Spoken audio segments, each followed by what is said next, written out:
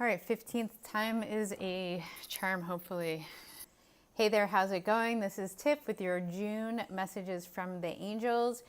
I have to be honest, I haven't been paying much attention to the angels because I was in a bit of a funk for the last couple of weeks. And when you're in a funk, it's, angels represent the light. And when you're in the darkness, you don't necessarily want to look at the light. You kind of want to stay in the darkness because it's easier. So I did that for a few days. It felt like a forced energetic release. Like I've completed one phase of my journey and now I'm about to start a new one, even though I don't know exactly what that looks like, but I needed a little bit of rest and recovery. So if that is something that you have experienced this past month in May, it's okay, you're not alone. We all go into the funk at some point. I mean, that's the journey. It's getting out of the funk and back into the feel good that I'm presenting to you always, because it's just, life is a roller coaster that doesn't always make sense and we can't control it no matter how hard we try. So I've chosen for this month's reading from my Archangel Michael deck. He's kind of considered your boyfriend. He's got your back. He's like your personal bouncer, I like to say. Not necessarily boyfriend. Maybe that's not like, people will put, I don't want to put stigma around what boyfriend is. But Archangel Michael, he gives you strength and courage, and I like to consider him your personal bouncer. So I always think of like, your bouncer is at the door letting certain people in, and if you allow him, he will make sure to only allow in the positive, high vibrational energies into your life. So since I'm needing a little pick-me-up, and that probably means you are too, because you're watching this video and things have to be in synchronicity, otherwise you're bored and you're gonna leave. So I'm gonna pull a card because I need a little dose of strength because I'm having a hard time giving it to myself right now. And see, that's what the angels do. They help us when we can't help ourselves, which is pretty much most of the time. It's always better to let yourself be guided by them because they are 100% pure compassion, forgiveness, and love. Whereas we humans have a split mind. So we may sometimes be in the light, but we are oftentimes in the ego, which is the darkness. Right. Romance angels are helping you. Interesting. I'm going to read this. I've never picked this card, so just hang on here. Dear guardian angels of my soulmate, thank you for preparing my soulmate and me for love, for giving us the motivation to make healthful life changes, and for arranging for us to meet. Thank you for helping us recognize each other and have the courage to say hello so that we can eventually delve into a truly intimate relationship. Interesting. So I want you to remove the romance, intimacy, sexual aspect of this card just for a moment, because these cards are suggestions. You have to intuitively feel the answers that come to you. And when I look at this card, I look at there's so much help. There's all these little Cupid angels around this beautiful Archangel Michael.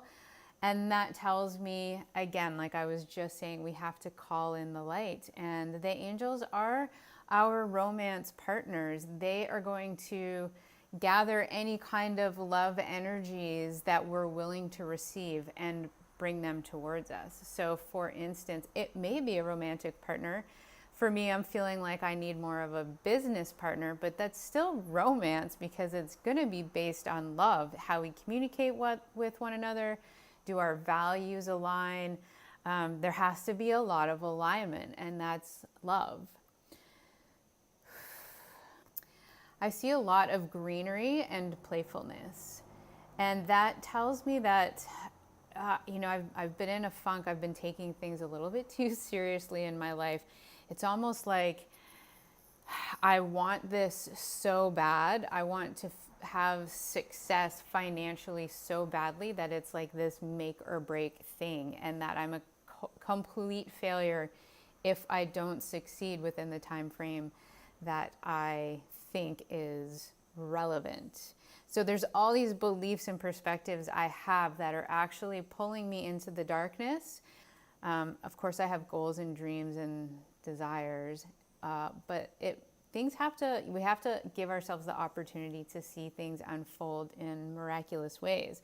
And being in a funk is a good place to be because it forces you to surrender. And when you surrender, you're letting go of those goals because they're coming from a place of forcing the flow and not following the feel good. I'm curious if you can relate to that. If so, please like this video and make sure to subscribe.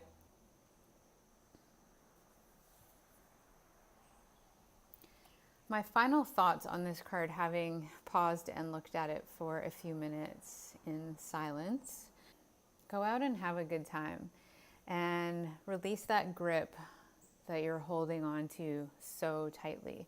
Maybe it's time to loosen that grip.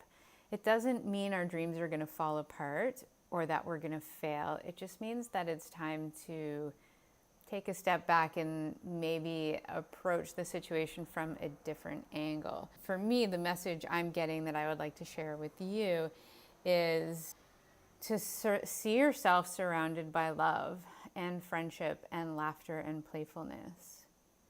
And go out and experience more of that. Make that your intention right now. Put that intention towards your goals. That's the like underlying message for this card for the month of June. Put the underlying message behind your goals, one of playfulness and joy and laughter, and envision lots of angels and support around you, just, you know, with a willingness to help you follow through, because the angels are not going to leave you alone to figure things out on your own. Just don't go it alone. It's exhausting. I know. I ended up in bed for a few days last week because I was just energetically tapped out, and it just is that opportunity to take a step back and try again. So I hope you liked this video. I love you so much, and I will see you next time, probably from Nicaragua. Hopefully I'll get some good scenery footage for you then. I love you. Have a great June. Aloha.